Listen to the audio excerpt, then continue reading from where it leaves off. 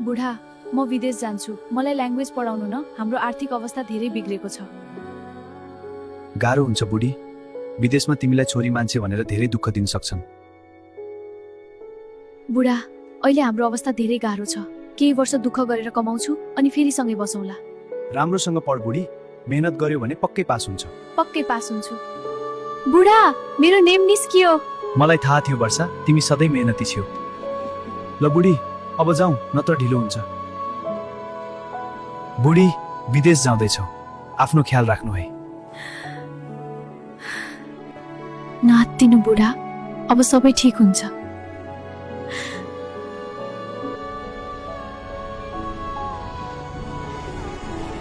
बुढा म आइपुगेँ तपाईँ नहात्तिनु है बिरानो ठाउँमा छ बुढी अलिअलि त टेन्सन लाग्छ नि नहात्तिनु बुढा अब हाम्रो जीवन बदलिन्छ राम्रोसँग पढ्नुपर्छ अब म बेबी म छिट्टै आउँछु है वर्षा आज बाहिर घुम्न जाऊ न मेरो बोयफ्रेन्ड पनि आउँछ म जान्न किन यति मेसेज गर्छन् म यहाँ पढ्न आएको हुँ मैले राम्रोसँग पढ्नुपर्छ बुढा म हजुरलाई धेरै मिस गर्छु बुढी म पनि धेरै मिस गर्दैछु आफ्नो ख्याल गरे हेलो कसलाई खोज्नुभयो म विवाहित हुँ कृपया फोन नगर्नु कस्तो मान्छे होला कति कल गरेको फेरि उही नम्बर फेरि उही नम्बर फेरि उही नम्बर फेरि उही नम्बर मेरो बुढा के गर्दै होलान् आज किन यति एक्लो लाग्दैछ मलाई फेरि त्यही अपरिचित नम्बर हेलो तिमीसँग कुरा गर्दा राम्रो लाग्छ सधैँ यस्तै हुनु ल ठिक छ साथी जस्तै कुरा गर्न सक्छौँ अब हामी ल बुढाको फोन आएछ एकछिनमा पछि गर्नु पर्ला हेलो सरी ल बुढाले कल गर्नुभएको थियो कति कल गर्न सकेको होला यो बुढाले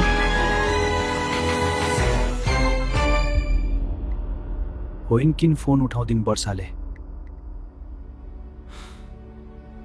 यत्रो ऋण कसरी तिर्ने अब म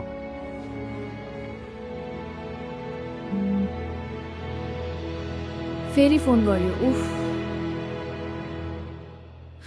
हेलो के भयो कति फोन गरेको म बिजी हुन्छु थाहा छैन र हेर बुढी यत्रो दिनपछि बल्ल फोन उठायो तिमी गएको पनि 1 वर्ष हुन लाग्यो गाउँका साहुहरू सधैँ पैसा कहिले तिर्छ भनेर सोध्छन् ल ल म अहिले बिजी छु पछि पैसा पठाउँछु आकाश आयो जस्तो छ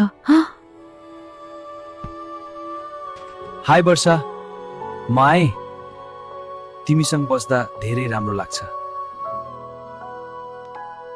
कति फोन गरेको होला आज तिमीसँग हुँदा धेरै राम्रो लागिरहेको छ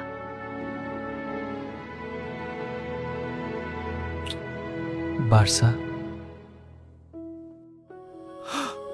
मलाई सबै ठाउँमा ब्लक गरिछ वर्षाले मैले त तिम्रो लागि सबै गरेको थिएँ वर्षा नमस्ते म अनुप भाग्यले ठगेको मान्छे घरको दुखले गर्दा मैले ऋण खोजेर मेरी बुढी वर्षालाई विदेश पठाएँ तर आज उसले मलाई सबै ठाउँमा ब्लक गरिसकेकी छ यो भिडियो वर्षासम्म पुर्याइदिनु ऋण तिर्दिएर आफ्नै खुसी गर्नु तर आज उसले मलाई सबै ठाउँमा ब्लक गरिसकेकी छ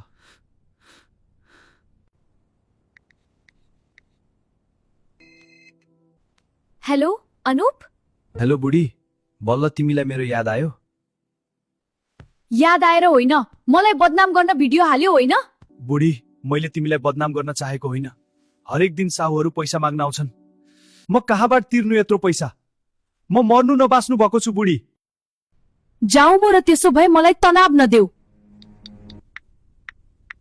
आकाश, म तिमीसँग बिहे गर्न चाहन्छु। के नचाहिने कुरा गरेको? दिउँसै सपना देख्यो के हो? आकाश, मजाक नगर्न, म साँच्चै भनिरहेकी छु। जुन आइमाई आफ्नो श्रीमानको हुन सकिन, त्यही मान्छे मसँग बिहेको कुरा गर्छ? मैले तिमीलाई विश्वास गरेर सबै छोडे माया गर्ने श्रीमान पनि। यो सब एकछिनको रमाइलो मात्र थियो, सबै बिर्सिदेऊ। के गरे मैले यो?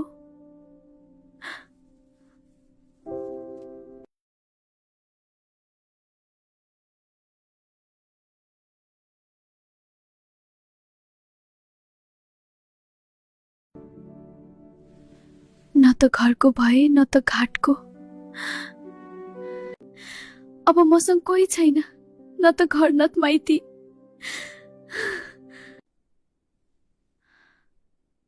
बुढालाई फोन गर्छु। हेलो वर्षा, भनत के पुगेन फेरि? बुढा, मलाई माफ गरिदिनु, मैले ठूलो गल्ती गरे। बुढी किन रोएको? रुने अधिकार त मलाई मात्र छ। तिमीलाई त रमाइलो गर्न सबै छन् त्यहाँ, रुने म छु त किन रोएकी? I'm sorry. प्लिज बुढा, मलाई एक चान्स दिनु। जति पीडा दिनु थियो दिइसक्यो। मैले प्रेम गरेको मान्छे हो, माफ गरेँ बुढी। अब म यस्तो गल्ती फेरि दोहोऱ्याउँदिन। हरेक महिना पैसा पनि पठाउँछु बुढा। बुढा, आज पैसा हाल्दिएको छु ल। बुढीले पैसा पठाइछे, अब साहुलाई बुझाइदिनु पर्यो। यो लिनुहोस् साहुबा, सबै पैसा फिर्ता गरे, अलि ढिला भयो।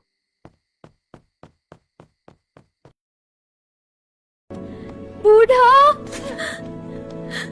बुढी!